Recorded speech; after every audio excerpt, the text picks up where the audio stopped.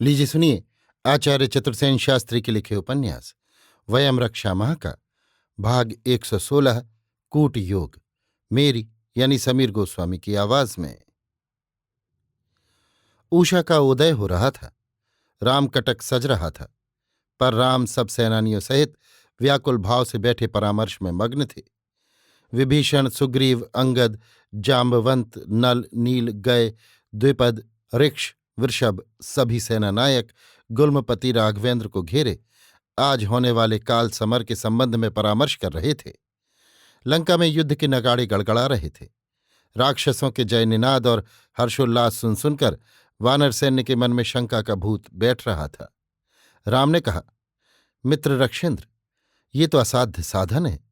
भला ये कैसे संभव हो सकता है कि दुर्जय मेघनाद का निरस्त्र वध किया जाए? ऐसा सुयोग हम पा ही कैसे सकते हैं? हाय, ये हमारा दुर्भाग्य ही समझना चाहिए कि सुरेंद्र का अनुग्रह और उमा हेमवती का प्रसाद पाकर भी हम उससे लाभान्वित नहीं हो रहे। रक्षेंद्र, कहो, अब तुम ही रघुवंश की डूबती नाव को पार लगा सकते हो। गदापाणी विभीषण गंभीर सोच में निमग्न हो गए। इसी समय वानर सैन्य को विस्मित करते हुए मारुति शर्मा को राम के सम्मुख ले आए। उन्होंने कहा, ये राक्षस बाला आपके पाद पद्म में कुछ कूट निवेदन करना चाहती है।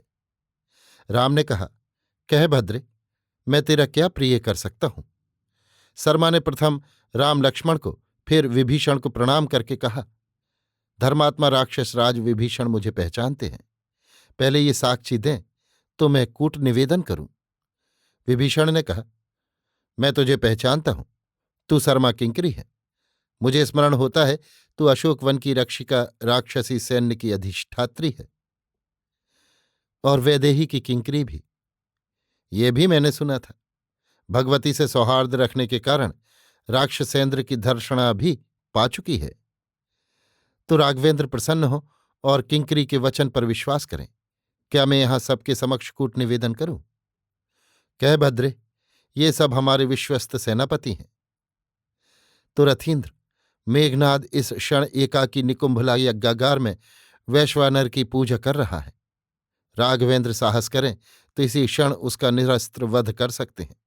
बस ये क्षण चूके तो चूके। ये सुनते ही सौमित्र उछलकर खड़े हो गए। उन्होंने कहा, हे कल्याणी, क्या तू निकुंभला यज्ञागार का मार्ग जानती है? क्या तू मार्ग बताकर अपना अनुग्रह शतगुण कर सकती है? गदापाणी राक्षस शिरोमणि धर्मात्मा विभीषण को आपका वरद सानिध्य प्राप्त है। ये चाहे तो आपको गुप्त रूप से अगम्य यज्ञागार में सशस्त्र निरस्त्र एकाकी रावणी के सम्मुख एक मुहूर्त में ही ले जाकर खड़ा कर सकते हैं। तो आर्य, अब विलंब मत कीजिए, अनुमति दीजिए, उषा का उदय हो रहा है। राम ने आर्द्र नयन होकर कहा, भाई, जिसे देखकर देव दैत्य सभी भयभीत होते हैं, जिसने देखते ही वानर कटक से रक्षित हमें बात की बात में शरविद्ध कर दो दो बार भूपतित किया, उसके सम्मुख तुम्हें कैसे जाने दूं? जिस विषधर के विष से देव नर तुरंत भस्म हो जाते हैं, कैसे मैं उसकी बामी में तुम्हें अकेला भेजूं? अरे सौमित्र, सीता के उद्धार का अब कुछ प्रयोजन नहीं है। मैंने व्यर्थ ही समुद्र पर सेतु बांध शत्रु मित्र के रक्त से पृथ्वी को रंगा। भाग्य दोष से मैंने राज्य पाट, माता पिता, बंधु बांधव सभी को खोया। इस मेरे अंधकार वृत्त जीवन में एक जनक सुता सीता ही दीप शिखा थी। स्वदृष्ट ने उसे भी बुझा दिया। अब एक तुम ही मेरी आशा के आधार हो, तुम्हें मैं नहीं खोऊंगा। चलो सौमित्र, वन को लौट चलें। लक्ष्मण ने कहा, आर्य, ये कैसे वचन मैं आपके मुंह से सुन रहा हूं? लंका का सौभाग्य सूर्य डूब गया। लंका के जगज्जयी सुभटों के शवों को गिद्ध और श्रगाल खा रहे हैं। लाइए देवास्त्र, मैं अभी इसी क्षण नराधम रावणी का हनन करता हूं। विभीषण ने अब धीर स्वर में कहा, राघव, सौमित्र ठीक कहते हैं। मैं उनके साथ हूं, आप चिंता न करें। शर्मा का कूट निवेदन बहुमूल्य है।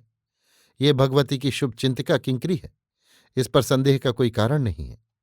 ये कूट योग हमें चूकना नहीं चाहिए। मित्र, राम ने संतप्त स्वर में कहा, जब मैंने पिता की आज्ञा से वन गमन किया तो वीरवर लक्ष्मण तरुण यौवन में सब सुखों को तिलांजलि दे स्वेच्छा से मेरे पीछे वन को चल दिए। तब माता सुमित्रा ने नयनाश्रुपात कर कहा था, राम, मेरे इस नयन मणि को, मेरे हृदय धन को यत्न से रखना। सो मैं अब इस भ्रातृ रत्न को कैसे संकट में डालूं? अथवा परिणाम जो हो सो हो, मैं भी तुम्हारे साथ चलूं। विभीषण ने कहा, महाराज, आप कातर न हो। धैर्य के कुछ क्षण ही आते हैं जब धैर्यवान की परीक्षा होती है। शर्मा का कूट योग बहुमूल्य है। अब आप हमें आज्ञा दीजिए, ये क्षण व्यर्थ ही जा रहे हैं। राम ने मस्तक नवा, आंखों से अश्रु गिराए और कहा, लाओ देवास्त्र, मैं अपने हाथों सौमित्र का वीर श्रृंगार करूंगा। उन्होंने दिव्य कवच धारण कराकर कमर में कृपाण, पीठ पर उमादत्त ढाल, हाथ में नाग सिद्ध दिव्य धनुष, पीठ पर अक्षय तूणी कस दिया, मस्तक पर लोह त्राण सजा दिया। सौमित्र ने राघवेंद्र की प्रदक्षिणा करके साष्टांग दंडवत किया और कहा, आर्य, आशीर्वाद दीजिए, मैं आज दुर्धर शत्रु का संहार करूं। भाई, जैसे पीठ दिखाते हो वैसे ही मुंह दिखाना। मित्र रक्षेंद्र विभीषण, मेरे जीवन और मृत्यु तुम्हारे ही हाथ है। मैं अपना रत्न तुम्हें सौंपता हूं, अब और क्या कहूं। मातली, सौमित्र को तुम ले जाओ और ऐसे ही ले आओ देव। इतना कह राम विकल भाव से उद्विग्न मन खड़े रहे। सौमित्र और विभीषण दिव्य देवरथ में बैठ द्रुत गति से निकुंभला यज्ञागार में नील पद्म की मंत्रपूत आहुति देते हुए यज्ञ दीक्षित रावणी का निरस्त्र वध करने चल पड़े। अभी आप सुन रहे थे आचार्य चतुर्सेन शास्त्री के लिखे उपन्यास वयम रक्षामः का भाग 116 कूट योग, मेरी यानी समीर गोस्वामी की आवाज में।